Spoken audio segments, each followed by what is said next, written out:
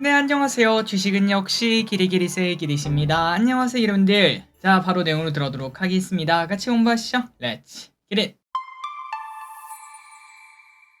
오늘 코스피는 정말 좋지 않았죠. 이 와중에 어떠한 경제 소식이 있는지 보도록 하겠습니다. 일단은 첫 번째, 엔비디아는 어제도 상승 마감했다고 합니다. 그래서 왼쪽의 차트를 보다시피 엔비디아 어닝 서프라이즈를 내고 난 다음부터 확실한 상승을 연일 보여주고 있는데, 아마도 이런 것 때문에 미국에서 주식 투자를 하시는 분들이 많다고 말을 해볼 수 있겠죠. 물론 개박이긴 하지만 만약에 우리나라에서 서프라이즈가 나왔다?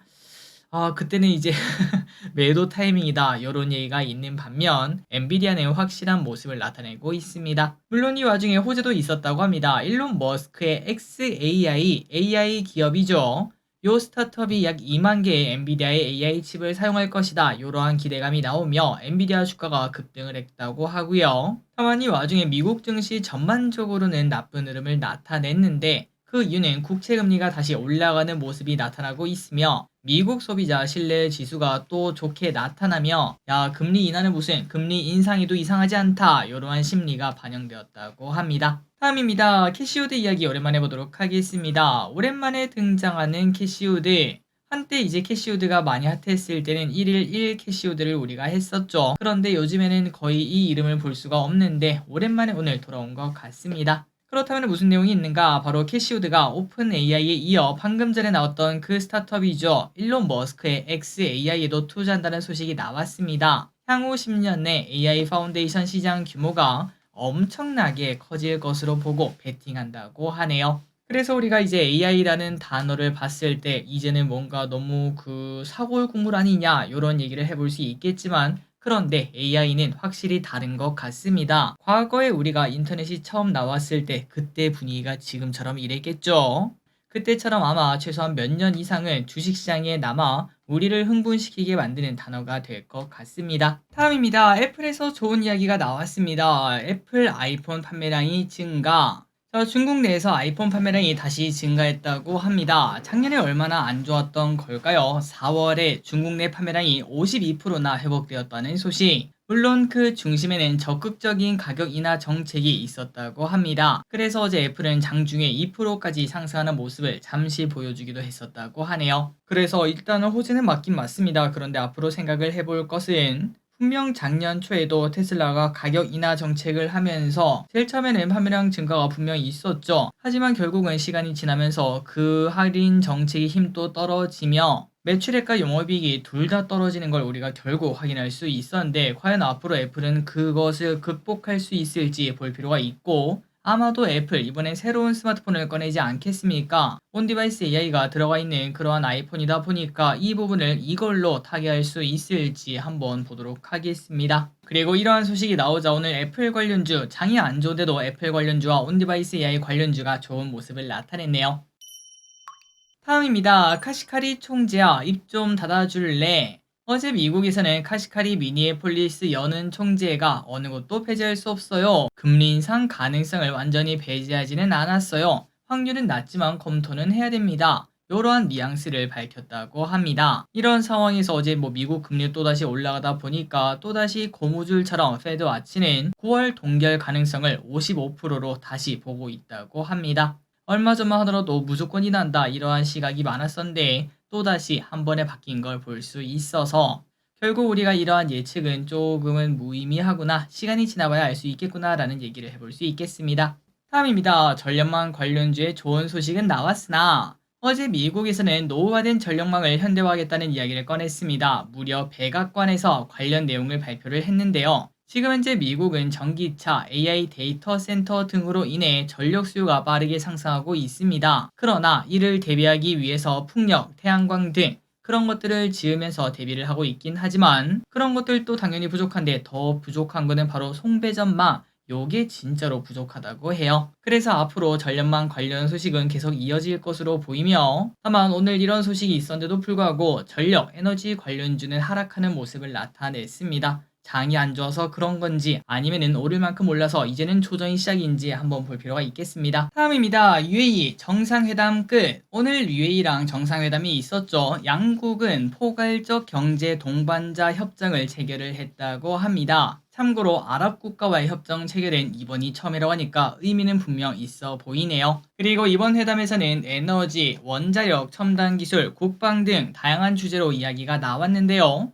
하나씩 보자면 석유 공사와 한국 기업 간에 LNG 운반선 건조 의향서를 체결하고 최소 6척을 수주할 수 있는 기반을 마련했다고 합니다. 그리고 또 원자력 기다렸던 소식인데 관련 협력 가능성을 지속적으로 모색하기로 했고, 국방, 이거 방산 또 우리가 또 많은 기대감이 있지 않겠습니까? 여기서도 협력 강화를 위한 공감대를 확인했다, 이렇게 나왔다는 걸 확인할 수 있습니다. 자, 그런데 우리가 딱 보다시피 LNG 같은 경우는 분명 그 의미가 있어 보이는데 다른 원자력이나 방산 같은 경우에는 살짝은 아쉽다라고 볼 수 있겠죠. 그래서 그런지 오늘 원전, 방산주가 많이 하락하는 모습을 나타냈습니다. 다음입니다. 위고비 만병통치약 맞네. 사실 이 정도면 비만이 만병의 근원이 아니었을까라는 생각이 듭니다. 비만 치료제 위고비가 신장 질환에도 효과가 있다는 연구 결과가 나오고 있는데요. 진짜 최근 나오는 소식을 보면은 진시황이 찾던 만병통치약이 이제 개발된 걸 확인할 수 있습니다. 그런데 놀라운 거는 이게 단순히 우리 체중만 줄여주는 게 아니라 경제적 효과도 클 것으로 보인다고 하는데요. 사실 나라에서 사회적 비용이 많이 들어가는 곳은 바로 건강 쪽인데, 건강한 사람들이 많아지면 많아질수록 이 사회적 비용은 줄어들고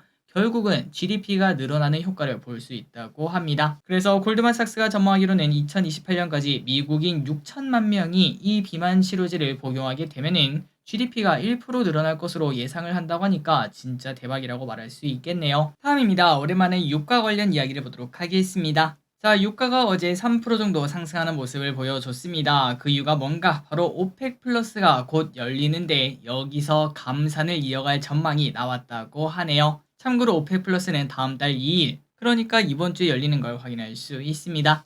그래서 지금 유가 수준을 보면은 고점 찍고 좀 떨어져 있는 모습이죠. 그러다 보니까 오펙 플러스에서 야, 굳이 지금 이렇게 떨어져 있는 상황에서 우리가 증산까지 해야 되겠냐, 이러한 얘기가 나올 것으로 본다고 하고, 그러다 보니까 감산이 이어지면 다시 또 유가가 올라갈 것으로 보인다고 하네요. 그래서 오늘 유가 관련주가 잠시 좋은 흐름을 나타내기도 했었습니다. 다음입니다. 게임주 관련 이야기를 보도록 하겠습니다. 게임 판호 확대 논의.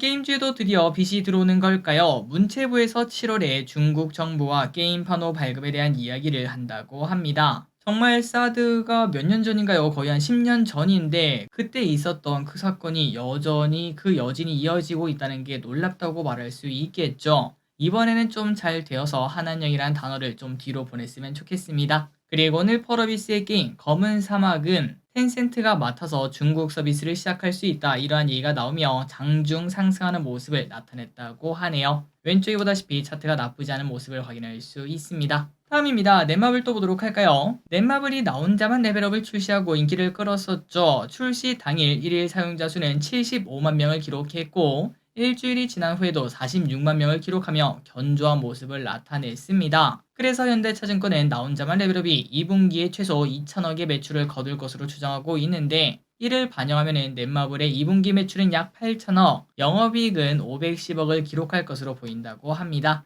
그리고 이 실적은 컨센서스를 무려 20%나 상회하는 실적이다 보니까 당연히 앞으로 주가 흐름이 나쁘지 않을 것으로 본다고 하네요. 하지만 장기적인 시각은 아직은 좀 불투명하다고 합니다. 그 이유는 웹툰형 게임, 그러니까 다른 게임처럼 무한정할 수 있는 그런 게임보다는 어느 정도 끝이 존재하는 그런 게임이다 보니까 수명도 짧고 실질적 수익이 떨어질 수도 있다, 이러한 분석도 있는데요. 그렇기 때문에 일단 실적을 확인하고 추가적으로 접속자 수를 지속적으로 체크할 필요가 있을 듯 합니다. 다음입니다. 그런데 넷마블 다 계획이 있었네요. 새로운 게임을 출시를 한다고 합니다. 자, 레이븐2라는 게임이 온다고 하는데요. 오늘 저녁 8시에 출시가 되고 이름에서도 알 수 있듯 레이븐이라는 게임의 후속작인 걸 확인할 수 있습니다. 참고로 레이븐은 2015년에 출시된 게임으로 다크 판타지 게임이라고 하는데요. 올해 넷마블 기대 신작 중 마지막 게임이라고 하니까 여기에 좀 많은 걸 갈아 넣었겠구나 라는 얘기를 해볼 수 있겠습니다. 자, 과연 나온 랩에 이어서 레이븐2도 흥행을 하며 넷마블의 주가가 올라갈 수 있을지 보도록 할게요.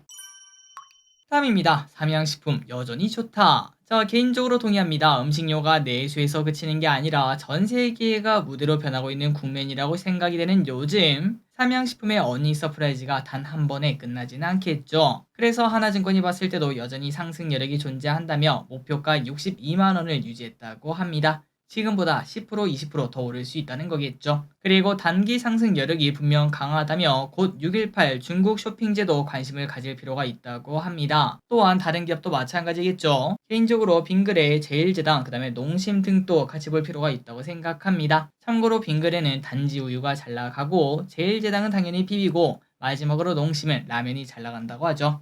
다음입니다. 삼성전자 갑자기 냉난방 공조 시대. 자, 어제 LG전자는 냉난방 공조 이슈로 급등하는 모습을 나타냈는데요. 삼성전자도 미국 냉난방 공조 기업 레녹스와 손잡고 이 시장에 진출한다고 합니다. 어제 공부했다시피 최근 에너지 효율에 대한 관심이 높아지며 기업들은 전력 소비 최적화에 대한 솔루션을 제시하고 있는데요. 그 중에 하나가 바로 열 관리 시스템이라는 거겠죠. 한 리서치사에 따르면 글로벌 공조 시장은 작년 기준 317조 원 규모에서 2030년에는 500조 규모로 큰 폭의 성장을 이룰 것으로 보인다고 합니다. 그리고 아직까지 관련주를 꼽기는 조금 어렵지만 일단 시장에서 바로 움직인 관련주로는 3S, 이삭 엔지니어링, 그 다음에 삼성공조 이런 기업들을 가장 먼저 볼 수 있다고 하니까 참고하시기 바랍니다.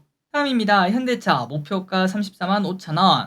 삼성증권에서 현대차의 목표 주가를 아주 강하게 질러버렸습니다. 지금 가격이 26만원인데 34만 5천원이면은 거의 한 30-40% 이상 상승을 할 수 있다는 거겠죠. 그렇다면 이렇게 인상한 이유가 뭔가? 바로 오는 6월에서 8월쯤 주주환원 정책을 기대를 해볼 수 있기 때문인데요. 작년에 현대차는 매년 자사주를 소각하겠다 이렇게 밝혔기 때문에 그 부분을 기대를 해볼 수 있다고 합니다. 과연 이제 자사주 매입 소식이 현대차의 주가를 30만원 위로 올릴 수 있을지 한번 지켜보도록 하겠습니다. 다음입니다. 1호 밸류업 공시는 여기. 상장사들 중 처음으로 밸류업 공시를 낸 회사는 바로 키움증권이라고 합니다. 어제 키움증권은 기업가치 재고 계획을 공시했는데요. 주주 환원율은 30% 이상, PBR은 1배 이상, 그 다음에 ROE는 15% 이상의 목표를 발표를 했다고 합니다. 참고로 KB금융이 안내 공시를 먼저 냈었는데 그런데 이렇게 본 공시를 먼저 낸 것은 키움이 먼저라고 하니까 과연 키움증권 앞으로 쭉쭉쭉 올라갈 수 있을지 밸류업 관련 공시를 지킬 수 있을지도 한번 계속 보도록 하겠습니다. 다음입니다. 비트코인 이야기가 여러 가지가 나와서 한번 쓱 보도록 할게요. 비트코인의 마운트 곡스발 쇼크가 올 수 있다는 소식입니다. 도대체 이게 뭔 소린가 하고 봤더니 한때 마운트 곡스는 세계 최고의 코인 거래소 중 하나였다고 하는데요. 그런데 2011년에 해킹을 당하고 2014년에 파산한 바 있다고 합니다. 그런데 갑자기 마운트 곡스 지갑에 있던 비트코인 무려 14만 개가 정체불명의 지갑으로 이동했다는 이야기가 나왔고 그러다 보니까 시장에 갑자기 이 물량이 풀리는 거 아니냐 이런 얘기가 나오고 있다고 합니다. 그렇다면 당연히 비트코인 하락할 수밖에 없겠죠. 앞으로 비트코인 흐름을 한번 보도록 하고 그리고 한편 우리나라 금융위에서는 가상자산과를 신설을 추진한다 이런 얘기가 나왔습니다. 최근 해외에서 코인 현물 ETF가 연일 이렇게 승인되지 않겠습니까? 아마도 국내에서도 빠르면 내년 초반이 되겠죠. 내년 초반쯤에는 ETF를 확인할 수도 있겠습니다. 다음 소식입니다. SK하이닉스 지금 팔 때가 아니야. 앞으로 더 오른다. 20만 닉스는 이제 뭐 당연히 지키는 모습을 나타내고 있는 SK하이닉스. 그런데 지키는 것뿐만 아니라 추가 상승 가능성도 있다고 합니다. 모건 스탠리는 SK하이닉스를 33% 이상 상승이 가능하다 이렇게 언급을 했고요.